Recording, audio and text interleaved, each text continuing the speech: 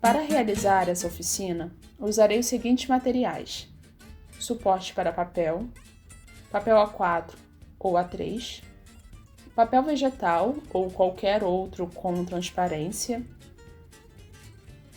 e alguns papéis para fazer testes de cor e para apoiar a mão sobre o desenho sem sujá-lo, lápis, nanquim, borracha, régua, trincha ou qualquer outro material que possa limpar os resíduos da borracha, lápis de cor, estilete para fazer ponta do lápis, não para criança, nesse caso use apontador, lixa para afinar as pontas, tesoura e fita crepe.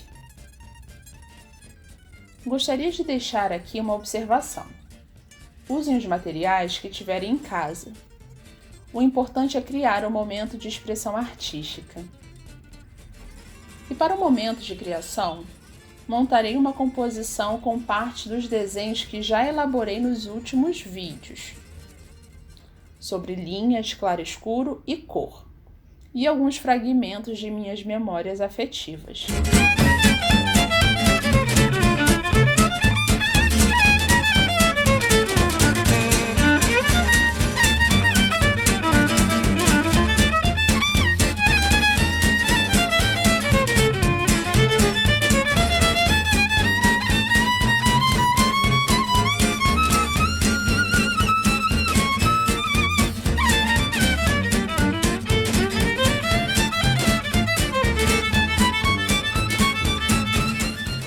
O momento de criação pode ser desenvolvido de diversas formas. Isso vai depender de cada um, porque cada um tem seu jeitinho de fazer. Então, primeiro penso num tema, depois do momento de criação, que pode ser feito em etapas como forma de organização.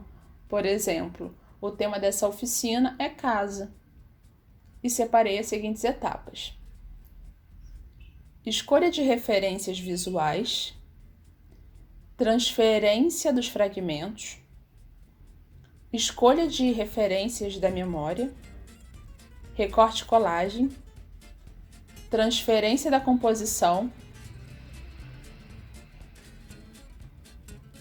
e integração. Lembrando que essa é apenas uma forma de fazer, existem muitas outras. Mas o que preciso deixar claro aqui é que cada um tem a liberdade de fazer seu momento de criação como desejar. Começo fazendo as margens no papel para delimitar a área do desenho. Apago os excessos das margens e limpo os resíduos da borracha com a trincha. Escolho os fragmentos dos desenhos que quero usar nessa composição. E na sequência, coloco o papel vegetal por cima dos fragmentos e faço a transferência.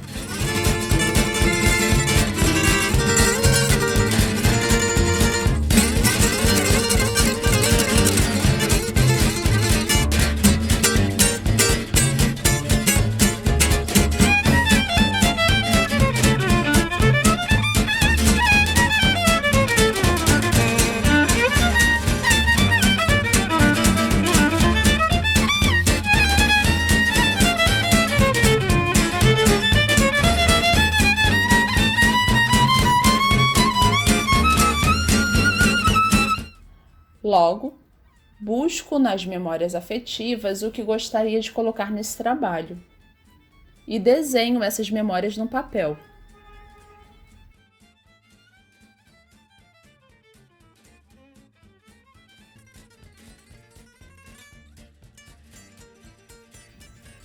Terminados os desenhos, recorto todos eles e experimento montar algumas composições.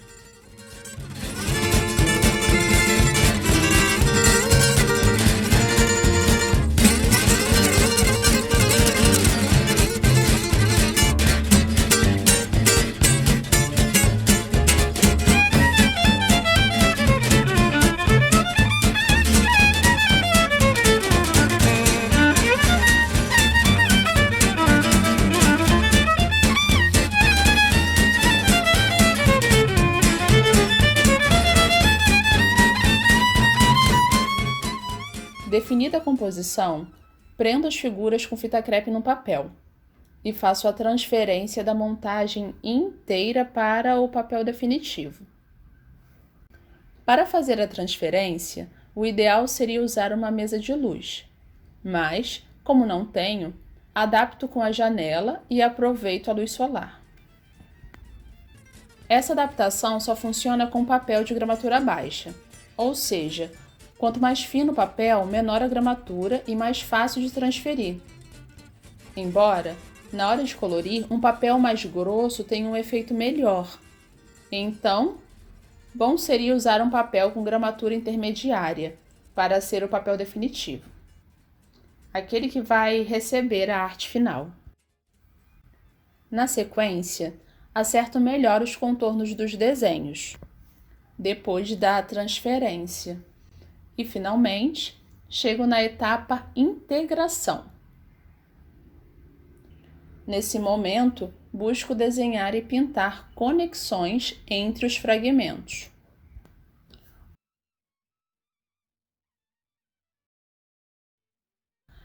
Nessa fase, solto minha imaginação, acrescento coisas e cores a gosto, de modo que faça sentido para mim. E depois do desenho pronto, passo caneta nanquim nos contornos. Caso não tenha, o nanquim também pode ser substituído por outras canetas de ponta fina ou por qualquer outra caneta disponível, mas é importante experimentar o material em uma folha de teste antes de usar na folha definitiva.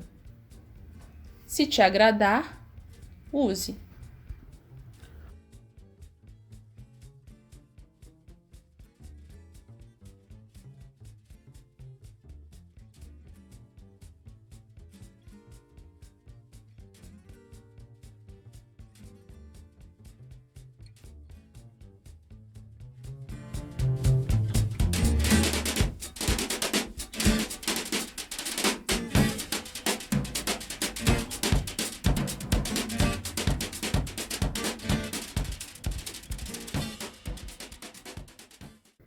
A casa. As primeiras recordações da minha vida são das casas de minha infância. Casas que, em termos de materiais, eram bem simples. Nessas lembranças, encontro uma diversidade de instantes em imagens coloridas, embora às vezes um tanto desbotadas. Mas acontece que essas imagens não são só imagens. Elas possuem sons, cheiros e sabores. Lembro dos meus pés tateando a terra, a grama, a brita e qualquer outra coisa do quintal. Do corpo na árvore se equilibrando entre os calafrios da barriga e a brisa que passava no rosto, para pegar uma manga e uma aventura de escalada. Enquanto uma voz anunciava o almoço e as tarefas da escola. Lembro de não entender bem o sentido da existência das coisas, mas entendia que brincar era a melhor coisa da vida. brincava entre a rede da varanda e as samambaias das janelas.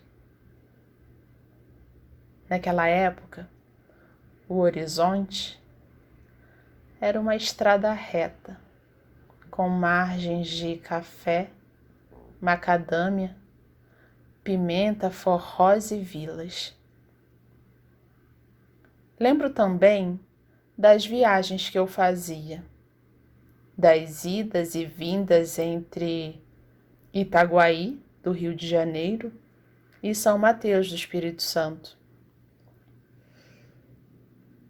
E tinham nessas viagens agitações de mudanças e de férias.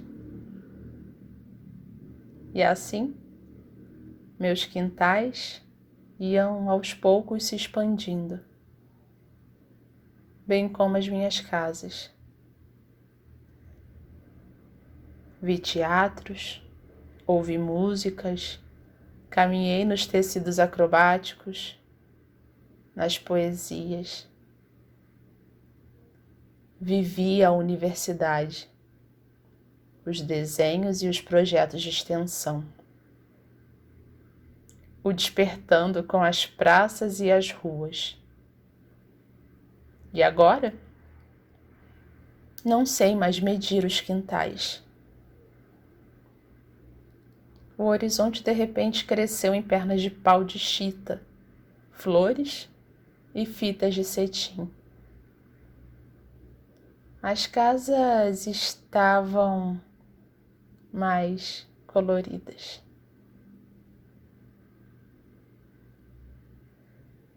Casas, casas, casas. Casas reais, imaginadas e sonhadas. As primeiras eu vejo, as segundas eu idealizo, e as terceiras? As terceiras eu sonho, assim que durmo. Todas essas casas transmitem uma ideia de lar, porque quem faz o lar é gente. Então, entendo que as casas são feitas de família, amigos, memórias e afeto. Vou repetir. Família, amigos, memórias e afeto. Sei lá. Penso nisso agora que preciso passar mais tempo em casa. E tem um detalhe ainda. Simbolicamente, todas essas casas compõem muito do que sou hoje. Embora nem todas as casas tenham sido de fato minhas. Porém, se fossem, não acabariam, apenas seguiriam, se expandindo, com mais cores, mais gente, para mais afetos, artes e mais novas lembranças.